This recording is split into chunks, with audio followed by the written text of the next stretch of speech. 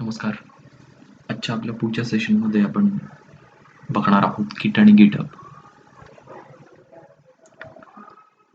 सर्वात पहिल्यांदा गिट कोणी दिलं? लिनक्स 2005च्या आसपास. सुरुवातीला हे काम लिनक्सच्या कर्नल प्रोजेक्टसाठी करण्यात आलं.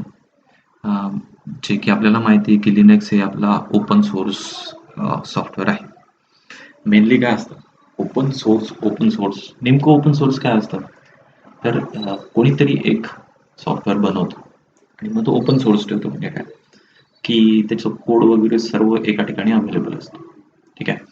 आणि मग तो अवेलेबल असलेला जो ओपन सोर्स असलेलं जे सॉफ्टवेअर आहे ते सॉफ्टवेअर दुसरे पण वापरतात. आता दुसरे वापरतात म्हणजे काय ते काय करतात ते कोड घेतात, तोच कोड घेतात आणि त्या कोडमध्ये मॉडिफिकेशन करतात आणि त्यांच्या रिक्वायरमेंटनुसार असलेलं एखादं पर्टिक्युलर सॉफ्टवेअर बनवतात किंवा ओरिजिनल जे सॉफ्टवेअर आहे त्या सॉफ्टवेअरमध्ये किंवा त्या प्रोग्राम्समध्ये मॉडिफिकेशन करून अजून चांगल्या पद्धतीने काय करता येते का असं ते काम करतात. म्हणजे एकच सॉफ्टवेअर जे एका ठिकाणी ऑनलाईन अवेलेबल आहे आणि मग त्यातून वेगवेगळी लोक त्याला वेगवेगळं काम करणार आहेत त्याच्यावर. किंवा असं एखादं समजा की एकच प्रोजेक्ट आहे आणि एकापेक्षा जास्त लोक त्याच्यामध्ये काम करत आहेत, म्हणजे एक अख्खी टीम काम करते. तर होतं काय सिंपल, आपण टीमकडे पण जायची गरज नाही ना. एक सिंपल मी स्वतः एक फाईल बनवली, तर मी आज माझी फाईल बनवून झाली, प्रोजेक्ट घेतो मी. आता प्रोजेक्टची एक फाईल वर्ड फाईल बनवून झाली, रिपोर्ट बनवून झाला आणि एक 8 दिवसानंतर मला एक आठवतं, अरे यार याच्यात ना मी बदल करायला हवा होता, म्हणून मग आपण काय करतो त्यात बदल करतो. परत एक तिसऱ्या आठवड्यामध्ये वेगळं काहीतरी वाटतं, परत बदल करतो. मग नंतर लक्षात येतं की आपण दुसऱ्या आठवड्यामध्ये जो बदल केला होता तो चुकला होता. मग आपल्याला परत रिव्हर्स करावं लागतं. मग अशा पद्धतीने आपल्या फाईल्स तयार होत जातात. फायनल 1, फायनल 2, रिअली फायनल आणि फायनल अशा फाईल्स तयार होतात. मग अशा पद्धतीने प्रोग्रामसाठी सुद्धा होऊ शकतं ना, मॉडिफिकेशन करत राहतील तर. आणि एकापेक्षा जास्त लोक काम जर करत राहतील तर समजून घ्या मी एका फाईलवर काम करेल, तुम्ही पण त्याच फाईलवर काम करेल, तुम्ही 5व्या ओळीवर काम करताय, मी 10व्या ओळीवर काम करतोय, पण ती फाईल ऑनलाईन आहे. मग कन्फ्लिक्ट होतील, तिला नेमकं समजणार नाही की कुठलं घ्यायचं आहे. मग हे सगळं जे काही आहे त्या सर्वांचं मॅनेजमेंट करायचं जर असेल, म्हणजे ट्रॅक पण ठेवायचा आहे, फाईल मेंटेन पण ठेवायची आहे आणि प्रोजेक्ट पण झाला पाहिजे. म्हणजे आता जे तुमचे व्हर्जन 1, व्हर्जन 2 वगैरे येत असतात तर त्या सर्वांसाठी गिट खूप महत्वाचं काम करत असतं. ठीक आहे. तर मग गिट आणि गिट हब या दोन गोष्टी आपण आता बघणार आहोत. ही वेबसाईट आहे git.scm.com. या वेबसाईटवरून आपण हे डाउनलोड करून बघू शकतो. मी आता ऑलरेडी ते डाउनलोड करून ठेवलेलं आहे. आपण लिंकवर जर क्लिक केली तर या अशा टाईपची विंडो आपल्यासमोर तिथे येणार आहे. त्या विंडोला जातो डायरेक्ट. ही ती gitscm.com नावाची वेबसाईट आणि या अशा पद्धतीची आता लेटेस्ट या पद्धतीने ती आलेली आहे आणि लेटेस्ट रिलीज कुठला याचा तर 2.26.1. आपण तो आपल्या आपल्या रिक्वायरमेंटनुसार डाउनलोड करून घ्यायचा आणि डाउनलोड करून झाल्यानंतर त्याचं इन्स्टॉलेशन हे अतिशय सोपं आहे.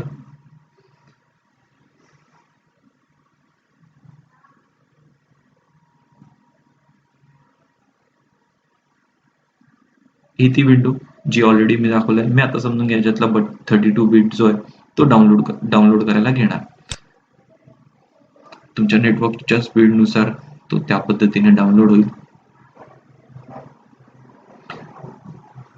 मी पुढे जातो. मी डाउनलोड करून ठेवलंय नेटवर्कवर. मला आहे शाश्वती नाहीये काय किती वेळ घेईल काय. काम सोपं आहे, साधं डबल क्लिक करायचंय.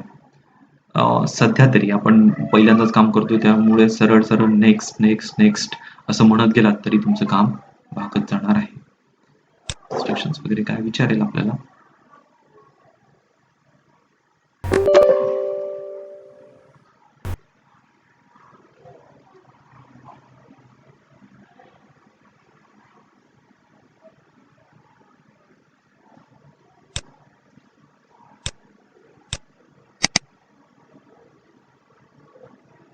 या अशा पद्धतीने नेक्स्ट नेक्स्ट करत जायला हरकत नाही. मी ऑलरेडी इन्स्टॉल केलं आहे त्यामुळे मी आत्ता त्याला काही प्रोसेस एक्झिट करून देतो. ठीक आहे. परत येऊया आपण आपल्या याच्यात.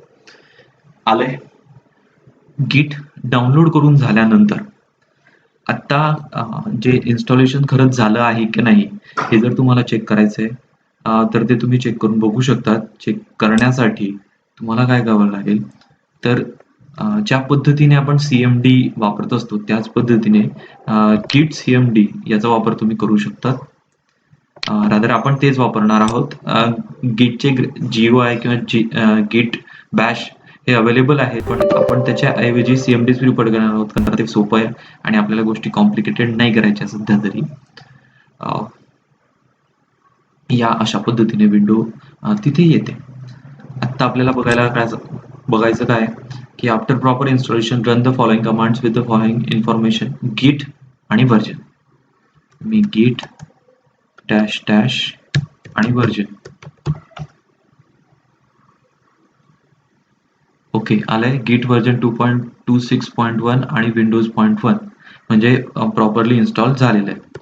नंतर गिट कन्फिग हे माझंच आहे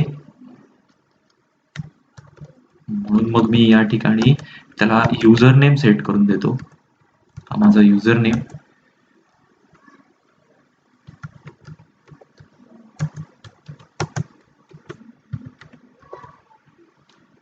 पाटील आणि माझा जो ईमेल ऍड्रेस आहे तोही मी या ठिकाणी सेट करून टाकतो. आता ईमेल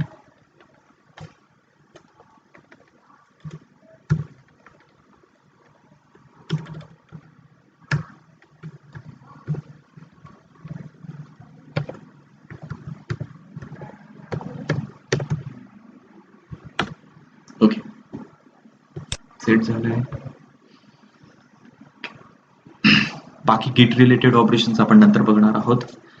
त्या अगोदर आता थोडस छोटीशी एक इन्फॉर्मेशन म्हणजे गिट आणि गिट हब यांच्यामध्ये पर्टिक्युलर काही वर्ड्स आहेत जे परत परत येत असतात. तर त्या वर्ड्सला आपण आता एक थोडीशी नजर फिरूया त्यांच्यावर. सर्वात पहिला जो पार्ट आहे तो म्हणजे रिपॉझिटरी. रिपॉझिटरी म्हणजे असं फार असं वेगळं काही नाही. तर रिपॉझिटरी काय तर साधं आपलं एखादं फोल्डर ज्या पद्धतीने असतं त्याच पद्धतीने फोल्डर्स आणि फाईल्स यांचं कलेक्शन जे आहे त्याला आपण रिपॉझिटरी म्हणतो.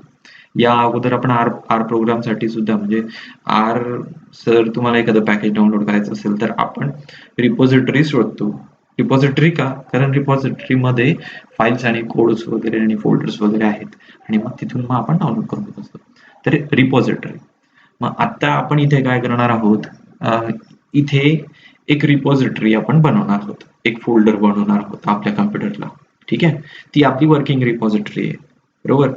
नंतर ऑनलाईन म्हणा किंवा कुठल्या तरी एका लोकेशनला रिमोट शेअर्ड रिपॉझिटरी असेल त्या रिपॉझिटरी मधून तुम्ही काय करू शकता तर फाईल्स डाउनलोड करून घेऊ शकता.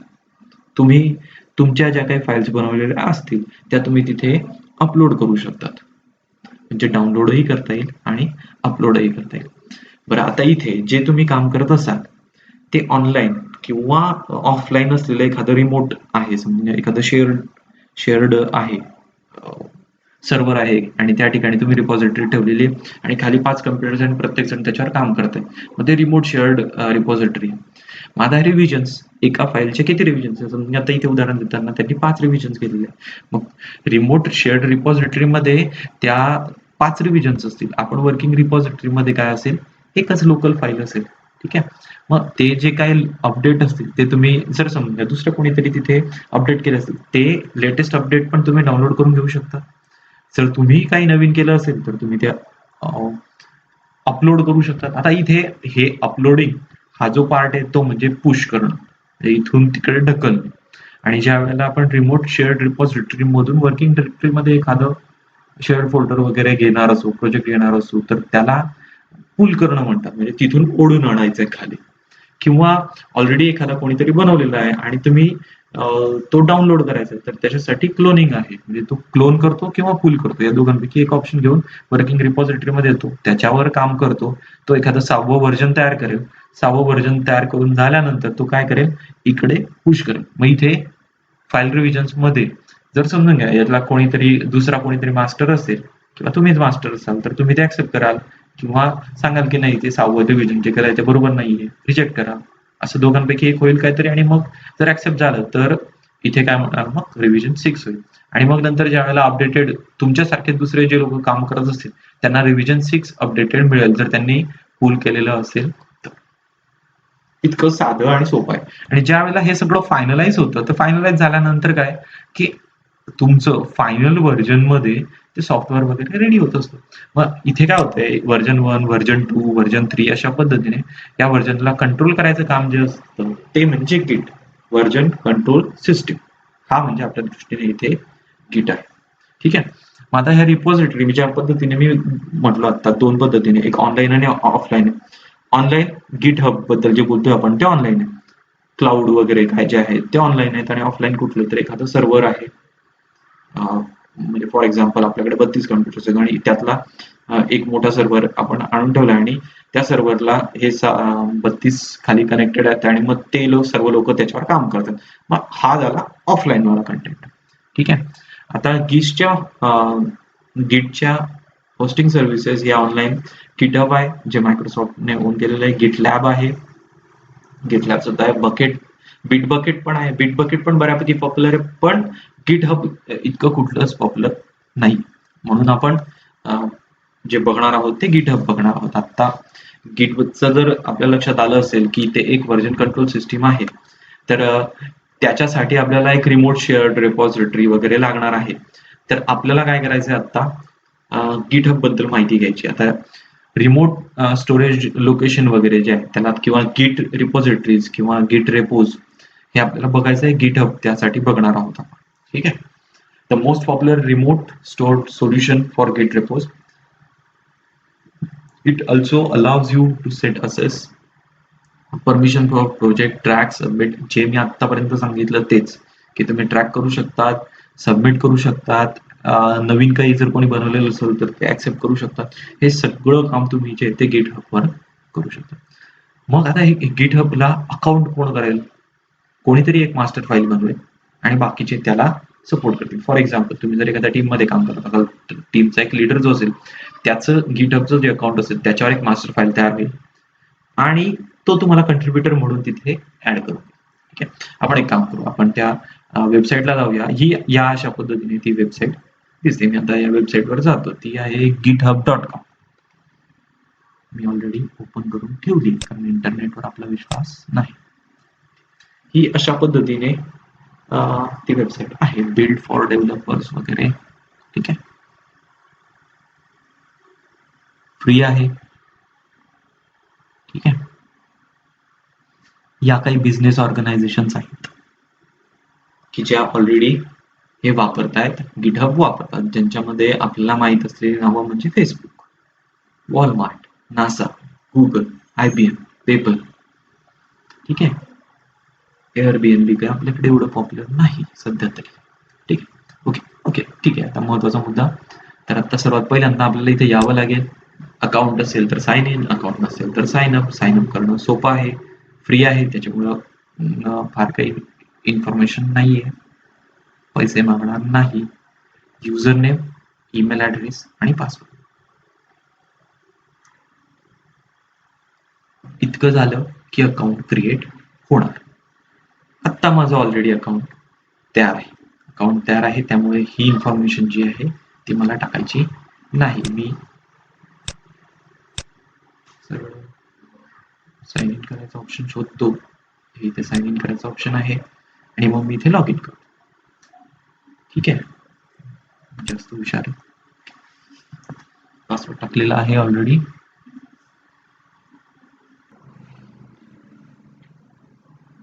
तर ही अशा पद्धतीने गिटहबची वेबसाईट ओपन झालेली आहे.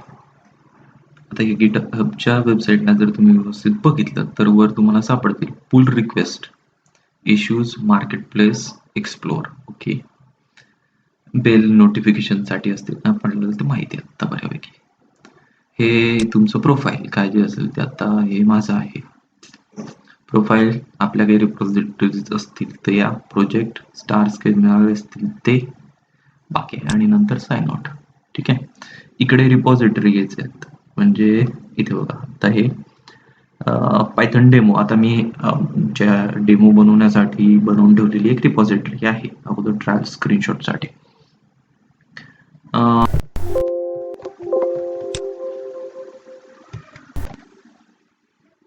ओके, गिटहबच्या अकाउंटवर बऱ्यापैकी इन्फॉर्मेशन बघण्या अगोदर काही 2-3 टर्मिनॉलॉजीज आहेत त्या आपल्याला बघून घ्यायचे, ज्यामध्ये पहिली आहे ती म्हणजे कमिट. कमिट फार असं विशेष काही नाही आहे. ज्या पद्धतीने आपण एखादी फाईल असेल, वर्ड फाईल असेल किंवा कुठलीही पायथन फाईल असेल, ती आपण ज्या पद्धतीने सेव्ह करतो, तर इथे रिपॉझिटरीमध्ये करंट रिपॉझिटरीमध्ये जिथे वर्किंग रिपॉझिटरी आपली, त्या वर्किंग रिपॉझिटरीमध्ये ती फाईल सेव्ह करणं हा प्रकार म्हणजे कमिट आहे, वेगळं काही नाही. ठीक आहे. Think of this as a saving as a work. When you commit to repository, it's like you are gathering up the files as they exist at the moment and putting them in a time capsule. Okay, ठीक आहे. म्हणजे आपण त्याची information save करतो इतकंच. Push me थोड्या वेळापूर्वी सांगितलंच. पुश करणं म्हणजे काय, तर इथून रिमोट रिपॉझिटरीला ती पाठवणं, बस इतकंच आहे. आत्ता आपण रिमोट रिपॉझिटरी म्हणजे काय गिटहब म्हणणार आहोत, तर गिटहबला ते अपलोड करायचं आहे. काम ऑफलाईन करायचं, सेव्ह करायचं. सेव्ह करून झाल्यानंतर भरपूर झालंय असं वाटतंय, 4-5 फाईल झाल्यात व्यवस्थित, मग कमिट करायचं. कमिट करून झाल्यानंतर मग मग पुश करायचं. पुश केल्यानंतर ते ऑनलाईन जाणार. ठीक आहे. आता ब्रांच नावाप्रमाणेच लक्षात येतं. ब्रांच म्हणजे काय, तर ऑलरेडी एक कुठेतरी गिटची रिपॉझिटरी आहे, ती एक ट्री आहे, तिची एक मास्टर फाईल आहे. एक मास्टर फाईल, त्याच्यानंतर व्हर्जन 1 आलं, व्हर्जन 2 आलं, व्हर्जन 3 आलं. व्हर्जन 3च्या वेळेला दुसरा आपला एखादा पार्टनर आला, कोलॅबोरेटर आहे आपला असं समजा, आणि तो म्हटला की मी त्याला या अँगलने काम करतो, आणि तो तिसऱ्या व्हर्जन पासून त्याने एक वेगळं व्हर्जन बनवलं, त्याला 3.1 म्हणतो मी आता तात्पुरतं. मग हे काय झालं, मेन याच्यामधून एक ब्रांच निघाली. ठीक आहे. मग काय होईल, मग एक पॉसिबिलिटी अशी की हा 3.1 इकडे चालेल, 3.2 असं वगैरे, ती एक वेगळी ब्रांच चालेल, मास्टर फाईल जी असेल तिची एक वेगळं व्हर्जन चालणार. या अशा पद्धतीने ब्रांचेस चालत राहणार. नंतर काय होऊ शकतं की एक जी दुसरी ब्रांच आहे त्या ब्रांच मध्ये जे काही मॉडिफिकेशन झाले आणि मास्टर फाईल मध्ये जे मॉडिफिकेशन झाले, कदाचित असं होऊ शकतं की आता ही जी नवीन आपलं व्हर्जन आलेलं आहे, म्हणजे आता 3.1 वगैरे तिकडे चालू आहे, इकडे 3 चालू आहे, इकडे 4 करायचं ठरल्यानंतर कदाचित त्या ज्या ब्रांचेस असतील त्या दोघं ब्रांचेस मर्ज केल्या जाऊ शकतात. इन शॉर्ट ते पुन्हा एकत्र केलं जाऊ शकतं. ते म्हणजे इथे मर्ज आहे. मग ब्रांच आहे, मर्ज आहे, पुश आहे, कमिट आहे. यानंतर येतो क्लोन. नावाप्रमाणेच की ऑनलाईन रिमोट रिपॉझिटरीमध्ये एक रिमोट शेअर्ड रिपॉझिटरीमध्ये एक फोल्डर आहे. ते फोल्डर आपल्याला क्लोन करायचं आहे, म्हणजे वर्किंग रिपॉझिटरीमध्ये आणायचं आहे, आणि एक ऑफलाईन नसलेलं जे कम्प्युटर असेल तुमचं त्यावर तुम्हाला काम करायचं आहे. म्हणून मग तुम्ही काय करणार, क्लोन करणार किंवा डाउनलोड करणार. ठीक आहे. मग क्लोन और डाउनलोड ही ती बटन्स आहेत, ती बटन्स मुद्दाम तशीच ठेवली म्हणजे लक्षात आलं पाहिजे म्हणून. नंतर फोर्क. तर फोर्क हा प्रकार कसा आहे, म्हणजे मी सुरुवातीला थोड्या वेळापूर्वी सांगितलंच की मी फोर्क थोड्या वेळाने सांगतो. तर आत्ता समजून घ्या, आत्ता गिटहबवर जेवढे काही आहेत, मोस्ट ऑफ द म्हणेल मी, मोस्ट ऑफ द जे प्रोजेक्ट आहेत ते तुमचे पब्लिक आहेत. पब्लिक आहेत तर मग काय, कोणीही त्यांना ऍक्सेस करू शकतो. आता ऍक्सेस करू शकतो म्हणजे काय, तो बदल नाही करू शकणार, पण तो त्या कॉपी करून घेऊ शकतो. मग हे जे काही कॉपी करणं आहे त्याला म्हटलं जातं फोर्क. दोघांमध्ये फरक आहे, लक्षात घ्या, क्लोन मध्ये आणि फोर्क मध्ये. आता क्लोन मध्ये कसा, तो कॉपी करेल, डाउनलोड करून घेईल आणि त्या याच्यावर काम करेल त्याच्या ऑफलाईन कम्प्युटरवर. पण तो प्रत्येक वेळेला पुश करू शकेल का, नाही. तो पुश करू शकेल केव्हाच, ज्या वेळेला तोच त्या मास्टर फाईलचा ओनर असेल त्यावेळेला, किंवा त्या मास्टर फाईल मधला जो कोणी ओनर आहे त्याला कंट्रीब्युटर केलेलं असेल तर तो काम करू शकणार आहे. ठीक आहे. फोर्कचं कसं आहे, फोर्क अख्खा प्रोग्राम जो असेल तो कॉपी करून घेतो तिकडे, आणि एक त्याचं स्वतंत्र असं एक व्हर्जन तयार करतो तिकडे. ठीक आहे. हा, हे होऊ शकतं की तो काय करेल, तिकडे जे कॉपी केलेलं असेल सगळं, ते कॉपी केलेलं तो या मास्टरला सांगेल की बाबा रे, मी हे बदल केले, तुला वाटतं का की तू ऍड करायचे आहे? मग हे जे ऍड करणं जे असेल, मग तो रिक्वेस्ट टाकेल. त्या रिक्वेस्टला पुल रिक्वेस्ट असं म्हणतात. ओके. आपण थोड्या वेळापूर्वी जो पूल बघितला आणि ही पूल रिक्वेस्ट जी आहे त्या दोघांमध्ये फरक आहे. फरक कसा आहे? तर मी जर मास्टर आहे तर मी रिक्वेस्ट नाही टाकणार, मी पूल करेल. मी पूल करेल, ऑफलाईनला जे काम केलेलं आहे ते अपलोड होऊन जाईल. कंट्रीब्युटर आहेत. कंट्रीब्युटर काय करेल? पूल रिक्वेस्ट टाकेल, म्हणजे तो पूल करेल. मग मी एक मास्टर म्हणून मी काय करेल? पूल रिक्वेस्ट ऑब्झर्व करेल आणि मग त्याने केलेले चेंजेस चेक करणार. या पुल रिक्वेस्ट बघणार, कन्फ्लिक्ट आहेत का काही ते बघणार, काय चेंजेस केले ते बघणार आणि जर मला योग्य वाटलं की हा बदल केलेले चांगले आहेत तर मी ते ऍक्सेप्ट करणार. हे पुल रिक्वेस्ट. हेच मी फोर्कच्या बाबतीत सुद्धा करू शकतो. म्हणजे एखाद्याने माझा अख्खाचा अख्खा सेट जो आहे तो फोर्क केलेला आहे, म्हणजे कॉपी करून घेतलेला आहे तिकडे आणि तो स्वतंत्रपणे तिकडे काम करतो आहे. तो मालक त्याचा तो आहे त्या प्रोजेक्टचा त्यावेळेला फोर्क केल्यामुळे. ठीक आहे. हा दोघांमधला फरक आहे, तो लक्षात घ्या फक्त. ठीक आहे. नवीन रिपॉझिटरी तयार करणं फार कॉम्प्लिकेटेड नाहीये. सरळ ते प्लस साईन ज्या पद्धतीने येतं तिथे न्यू रिपॉझिटरी म्हणायचंय. मला असं वाटतं आपण तिकडे एक्सप्लोरर वर गेलेलं जास्त बेटर राहील.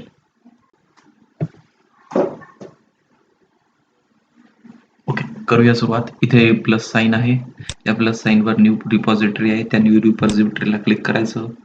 ते न्यू रिपॉझिटरीला क्लिक केल्यानंतर आता हा जो ओनर आहे, जे माझं युजर नेम आहे तेच युजर नेम इथे आलेलं आहे. रिपॉझिटरीचं नाव तुम्ही टाकू शकतात. इथे रिपॉझिटरीचं नाव समजून घ्या. मी इथे पायथन डेमो, जे मी आता थोड्या वेळापूर्वी टाकलेलंच आहे ऑलरेडी, त्यामुळे परत एकदा काही टाकत नाही. किंवा चला पायथन डेमो ऑलरेडी एक्झिस्ट म्हणतोय मी, पायथन डेमो 1 म्हणतोय. किंवा एक काम करतो, त्याला नाव देताना गिटहब डेमो असं नाव देतो. ठीक आहे. आता इथे बघा मनोज पाटील आणि गिटहब डेमो हे असं नाव आलेलं आहे त्याचं. डिस्क्रिप्शन जर काही लिहायचं असेल तर आपण इथे डिस्क्रिप्शन देऊ शकतो. GitHub demo lecture repository. Public ठेवतो, प्रायव्हेटला पैसे लागतील, पैसे लावायचे नाही आहेत आपल्याला. मोस्ट ऑफ द टाइम आपल्याला कोणतेही सॉफ्टवेअर असेल तर तिथे रीडमी असतं, मग आपण तिथे रीडमी घेऊ शकतो. ठीक आहे. बाकी सध्या आता काही गरज नाही आहे. क्रिएट रिपॉझिटरी म्हणायची. क्रिएट रिपॉझिटरी म्हटल्यानंतर नवीन रिपॉझिटरी तयार होऊन जाईल. सर्वात वर जाऊन तिथे बघा तुम्ही, इथे आपल्याला एक नवीन लिंक तयार होईल. github.com. मनोज पाटील जो युजर आहे तो, मास्टर जो आहे तो, आणि GitHub डेमो नावाची एक लिंक तयार झाली. ठीक आहे. आता इथे बघा कोड आहे, इश्यूज आहेत, पुल रिक्वेस्ट आहे, action, project, wiki, security, insight, settings वगैरे वगैरे. ओके. इथे बघा क्लोन आहे, फाइंड फाईल आहे, upload file, create new file, new pull request आहे. इथे रेडमी मध्ये काही नाहीये, तुम्ही टाकू शकतात काय काय इन्फॉर्मेशन आहे. हे रेडमी मधलं मॅटर आहे. गिटहब डेमो लेक्चर रिपॉझिटरी, जे आपण डिस्क्रिप्शन दिलं होतं ते, बाकी काही नाही. इनिशियल कमिट म्हणजे काय, आता थोडा वेळ सांगितलं की काही जर चेंजेस केले तुम्ही सेव्ह वगैरे करणार असाल तर ते तिथे मेन्शन केले जातील. ओके. इथे फाईल अपलोड करू शकतात तुम्ही, म्हणजे एखादी .py एक्सटेन्शन असलेली फाईल डायरेक्ट अपलोड करू शकतात. ठीक आहे. बाकी आहेतच. आत्ता थोड्या वेळापूर्वी आपण गिट डाउनलोड केलेलं आहे, त्या गिटसाठी आपण आत्ता काम करणार आहोत. काय करायचं, हे जे ऑनलाईन आहे GitHub डेमो, त्या ऑनलाईनला आपल्याला काय करायचं, आता कॉपी करायचं. आता कॉपी करण्यासाठी लोकेशन बघा, हे त्याचं लोकेशन, मनोज पाटील githubdemo.git हे त्याचं लोकेशन. ठीक आहे. झिप फाईल डाउनलोड करून घेऊ शकतात आणि ती ओपन करून घेऊ शकतात, तेही ऑप्शन आहे. सध्या मी ते नाही करत, मी आता फक्त ही लिंक येतो आणि आता पुन्हा एकदा मागं जातो. इथे आता बघा, क्रिएट द रिपॉझिटरी आपण ऑलरेडी केली आहे. Clone it to your PC and work on it. Okay. मी ती क्लोन करतो. क्लोन कशी करायची, काही मार्ग दिला आहे का? फॉर्म कशी करायची ते मी पायथन डेमो ऑलरेडी करून दाखवला तुम्हाला. ठीक आहे. आत्ता आपण कॉपी केलेलाच आहे, जो पाथ आहे तो पाथ जे आपण आत्ता डिस्कस केलं तेच आहे. ठीक आहे. आता बघ क्लोन कशी करायची. Once you have address of the repository you need to use your टर्मिनलला जायचंय. टर्मिनल कुठे आहे, इथे. टर्मिनलचं काम सोपं आहे, गिट म्हणायचंय. अगोदर कसं कन्फिगर केलेलं आहे आपण त्याला, आता आपण पुढचं काम काय, क्लोन करायचंय. काय क्लोन करायचंय, क्लोन. आणि नंतर काय, सरळ साधा जो पूर्ण पाथ आहे कॉपी केलेला आपण, तो पूर्ण पाथ द्यायचा. त्याने होईल काय की तो सी युजर लॅपटॉप 1 हा जो तुमचा फोल्डर आहे, त्या फोल्डरमध्ये GitHub डेमो नावाचं एक फोल्डर तयार एंटर करतो, तो फोल्डर तयार करतो. क्लोनिंग इनटू गिट हब डेमो. क्लोनिंग करतोय तोपर्यंत मी हा पाथ कॉपी करतो, म्हणजे मला तिथे जाऊन बघायला कामात येईल. मी कॉपी केलेला आहे. आपण एक काम करूया, आता त्या पाथला जाऊ डायरेक्ट, आणि पाथला मी काय म्हटलो, गिट हब डेमो आलोय बघा. आलं की नाही, गिट हब डेमो हे फोल्डर तिथे आलेलं आहे. गिट हब डेमो हे इथे फोल्डर आलेलं आहे, आणि तिथे फाईल एकच होती, रीडमी डॉट एम डी. ती रीडमी फाईल तिथे आहे. तेवढाच काय तो बदल आहे. ओके. आता त्याच्याऐवजी जर तिथे 50 फाईल जरी असत्या, तर त्या 50 फाईल अख्ख्या डाउनलोड झाल्या असत्या. आपण त्याला क्लोनिंग म्हणतो किंवा डाउनलोडिंग म्हणतो. ठीक आहे. हे इथे पुन्हा तेच करून दाखवलंय, ते त्याचं स्क्रीनशॉट आहे. ठीक आहे. नंतर आता त्या फोल्डरमध्ये जावं लागेल आपल्याला जर त्यामध्ये जर एखादं काही कामं करायचं असेल तर त्या फोल्डरमध्ये गेलं पाहिजे. आता कामं कोणते कोणते करायचे, तर तुम्ही जे काही फोल्डर वगैरे बनवले असेल त्या फोल्डरमध्ये काही काम केलं असेल, एखादी पायथन फाईल बनवलेली आहे आणि ती तुम्हाला अपलोड करायची आहे, ती तुम्हाला डाउनलोड करायची आहे, त्याच्यात काय बदल करायचे आहेत वगैरे वगैरे वगैरे सगळं करायचं असेल तर त्या फोल्डरमध्ये जावं लागेल. त्या फोल्डरमध्ये जाणं सोपं आहे. सीडी आणि त्या फोल्डरचं नाव जे आपण सीएमडीच्या केसमध्ये करत असतो, कमांड प्रॉम्प्टवर करतो, तेच आपण इथे करणार आहोत. काय नाव आहे आपल्या फाईलचं, गिट हब डेमो. डेमो आपण त्या फाईलमध्ये पोहोचलो आहोत. आपण आता थांबणार आहोत, त्या फोल्डरला येऊ पहिल्यांदा, आणि या फोल्डरला मी येतो आणि एक नवीन फाईल पहिल्यांदा बनवूनच घेतो. ही नवीन फाईल बनवतो. नवीन फाईल टेक्स्ट डॉक्युमेंट बनवायला हरकत नाही, किंवा मी इथे म्हणतो डेमो आणि .py. ठीक आहे. तिथे पायथन फाईल होऊन जाईल. Are you sure you want to change it? Yes, I want to change it. आणि ओपन विथ नोटपॅड म्हणतो, आपण त्याला पायथन मधून ओपन करू शकतो, पण नको, सध्या नोटपॅड मधून ओपन करतो. आणि एक आता साधा काहीतरी प्रोग्राम देतो त्याला, इम्पोर्ट numpy ॲज np, आणि नंतर खाली छोटा प्रिंट, काय कॉम्प्लिकेटेड,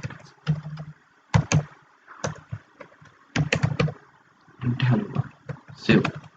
ओके, कंप्लीट झालंय. File copy. इथे आलो. पुढचं काम काय की, now in the terminal you are in repository directory. There are 4 steps: status, add, commit, push. ठीक आहे. स्टेटस, ऍड, कमिट आणि पुश. ठीक. पहिल्यांदा स्टेटस. इथे सगळ्यांच्या अगोदर मला वाटतं गिटच घ्यावं लागतं. सगळं गिट स्टेटस. काय देतो स्टेटस बघ. आता वाचा, ते स्टेटस मध्ये काय दिलेलं आहे त्याने, की on a branch master. Okay, कारण आपण मास्टर घेतले, ब्रांच बनवलेली नाही. Your branch is up to date. ठीक आहे. ओरिजिन ऑब्लिक मास्टर, ओरिजिन नाव लक्षात ठेवलं ते महत्वाचं आहे. Untracked file. ओके.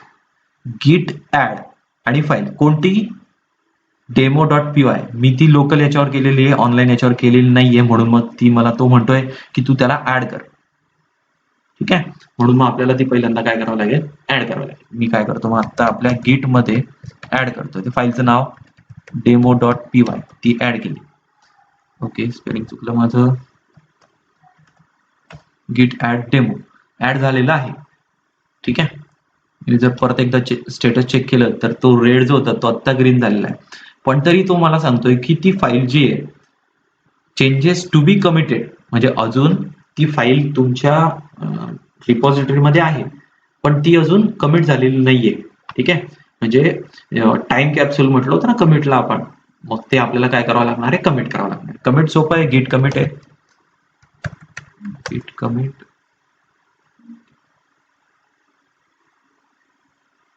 एक सेकंद मला चेक करून घ्यावं लागेल. गिट कमिट, कमिटसाठी कमांड काय, गिट स्टेटस बघितलं आपण, गिट ऍड बघितलं, गिट ऍड ते फर्स्ट आहे. हा, कमिट मायनस एम विसरत होतो, -m. आणि आता नाव की जे काय जे तुम्ही चेंजेस केलेले आहेत, माय फर्स्ट गिट प्रोग्राम असं काहीतरी नाव देऊ. आता हे कमिट मध्ये आलेलं आहे, तो फाईल झालेला आहे. आता पुढचं काम काय आपलं, कमिट झालंय, हे दिलं गेलंय. ओके. पुन्हा एकदा जर स्टेटस आपण बघितलं. ओके. आत्ता पुढचं काम जे आहे आपलं ते पुश करायचं आहे. आता पुश करण्या अगोदर आपल्याला रिमोट बघून घ्यावा लागेल. ठीक आहे. आपल्या रिमोटचं नाव काय? आता मोस्टली ब्रांचेस वगैरे केल्या नाही त्यामुळे ओरिजिन आणि मास्टर हेच असणार आहे. पण तरी एकदा चेक करून बघूया. ते आहे गेट आणि रिमोट जे आपल्याला ऑलरेडी त्यांनी ओरिजिन मास्टर दिलेलं आहे पण परत एकदा बघून घ्यायचं आहे. ओरिजिन आहे. ओके.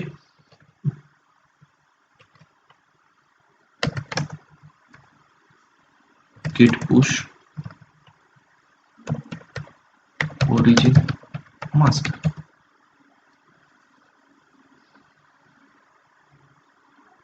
आता तो काय करत असला पाहिजे? हे जे आपण पुश करतो आहोत इंटरनेट कनेक्शन आहे हे पुश करून तो ऑनलाईन जे आपण तयार केलेलं होतं त्यामध्ये आपली फाईल अपलोड करत असला पाहिजे. ठीक आहे. वाचा. एन्युमरेटिंग ऑब्जेक्ट, फोर ऑब्जेक्ट वगैरे वगैरे वगैरे झालंय आणि कम्प्लीट. ठीक आहे. आत्ता आपण काय करायचं? इकडे यायचं. अरे इथे तर आलेलं नाहीये. बरोबर, कारण आपण रिफ्रेश केलेलं नाहीये अजून. मग मी याला रिफ्रेश करतो. रिफ्रेश करून झाल्यानंतर मला ती डेमो डॉट पी ची फाईल इथे मिळेल. सिंपल. या अशा पद्धतीने तुम्ही त्याच्यावर काम करून घेऊ शकता. आता इथे मी एकटा कंट्रीब्यूट करतोय त्याला, पण जर मला वाटलं की एकापेक्षा जास्त लोकांनी त्यावर काम केलं पाहिजे तर मी काय करू शकणार आहे? इथे कोलॅबोरेटर्स ऍड करू शकेन. आता याच्यामध्ये जर मला एकापेक्षा जास्त लोकांना ऍड करायचं असेल आणि त्यांनी पण हे क्लोन करावं, डाउनलोड करावं, त्याच्यावर पण काम करावं असं जर मला वाटत असेल तर मी या ठिकाणी सेटिंग्स मध्ये जाऊन मॅनेज असं म्हणू शकतो आणि इन्व्हाइट कोलॅबरेटर म्हणून तुम्हाला इन्व्हाइट करू शकतो. आता तुमचे अकाउंट ओपन असतील तर ठीक आहे. मला नाही वाटत कोणाचे असतील तर चांगलीच गोष्ट आहे. आपण चेक करून बघायला हरकत नाही. योगेश, महेश कोणाचं असेल.